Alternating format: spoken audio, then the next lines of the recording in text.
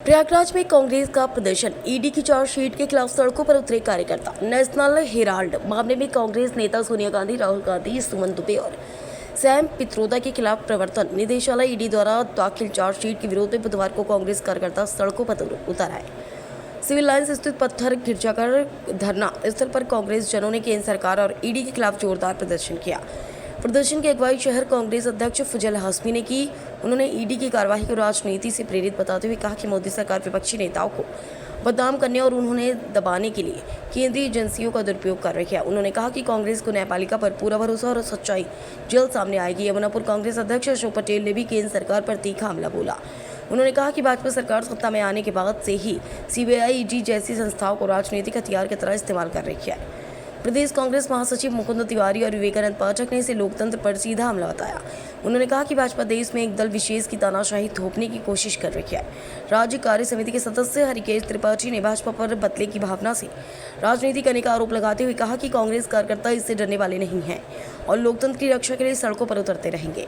प्रदर्शन की सूचना मिलते ही सिविल लाइन्स स्थित ईडी कार्यालय पर सुरक्षा व्यवस्था बढ़ा दी गई थी और भारी पुलिस बल की तैनाती की गई। आज किस चीज को लेकर आप लोग प्रदर्शन कर रहे हैं और क्या कुछ आप लोगों की मांगे हैं? जैसे राजा की जान तोते में होती है, वैसे नरेंद्र मोदी और अमित शाह की जान गुजरात में है। जैसे ही हमारे नेता राहुल गांधी ने गुजरात चुनाव की अभियान की शुरुआत की, वैसे ही नरेंद्र मोदी और अमित शाह ने ईडी के सहारे 12 साल पुराने एक मुकदमे में बोगस चार्जशीट दाखिल करके डराने की कोशिश कर रहे हैं। लेकिन शायद उनको पता नहीं है कि ये गांधी परिवार है, डरने वाला नहीं है। आप जरा सोचिए कि विपक्ष के नेताओं पर लगभग 5,906 मुकदमे दर्ज है, लेकिन सिर्फ 24 मुकदमों में विपक्ष के नेताओं पर जो सही साबित हो सके, बाकी सारी बोकस और झूठे मुकदमे थे। उससे साफ पता चलता है कि जहां भी चुनाव होता है, सरकार, नरेंद्र मोदी, अमित शाह, ईडी और सीबीआई के सहारे विपक्ष के नेताओं की आवाज को दबाने की कोशिश करते हैं।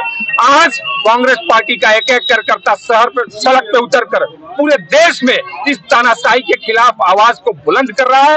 जरूरत पड़ेगी तो आगे भी सड़क से लेकर सदन तक कांग्रेस पार्टी का एक एक कार्यकर्ता पूरे देश में इस तानाशाही के खिलाफ आवाज बुलंद करेगा। अपना परिचय बताइए। विवेकानंद पाठक, प्रदेश महासचिव, उत्तर प्रदेश। प्रदर्शन तो जग जाहिर है। एक हमारे यहाँ एक पूर्वी भाषा में कहावत है, झूठे के आगे सच्चा रोए मरे। मेरी बात समझ गए?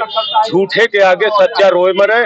और मोदी सरकार झूठों की अलंबरदार है। उसने जब जब उसके ऊपर मुसीबत आई है, नफरत बो के उसने अपने लोगों को माल दिलवाया है, तमाम दुनिया की नीतियों को परे रख के। और जब उसके ऊपर कोई पार्टी के ऊपर मुसीबत आई है तो उसने हमारे शीर्ष नेतृत्व के खिलाफ हमेशा डायवर्जन का रूप अख्तियार किया है और झूठे मुकदमे चलाने की उसी की श्रृंखला में नेशनल हेराल्ड मामले में हमारे शीर्ष नेतृत्व सोनिया गांधी, राहुल गांधी को फर्जी तरीके से नोटिस दिया है, जिसके तहत हम आज पूरे देश के अंदर कांग्रेस सड़कों पे उतरी है। उसी के धरना प्रदर्शन कर रहे हैं।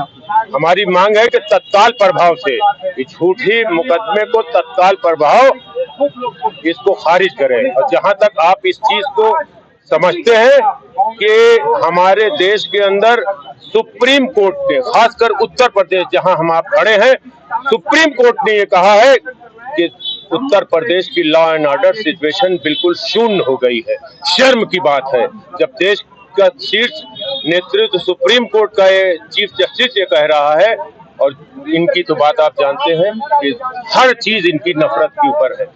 उसी के तहत बिहार के चुनाव, अरे मैंने बताया तो आपको, जब जब कहीं पे किसी स्टेट पे चुनाव होगा तब ये नफरत बोने का काम करेंगे। नफरत किसी भी तरीके से हो, धर्म के नाम पे हो, जात के नाम पे हो, समुदाय के नाम पे हो। और सबसे बड़ा जो उनको खतरा है हमारे नेता आदरणीय राहुल गांधी से, हमारे नेता से उनको खतरा है। उसी के खिलाफ फर्जी मुकदमे और हमको इसकी परवाह नहीं है। राहुल गांधी और गांधी परिवार इस देश के अंदर एक एक जनता के, एक कांग्रेस के लोगों के दिल में बसे हुए। फजल हाशमी, अध्यक्ष शहर कांग्रेस कमेटी, प्रयागराज।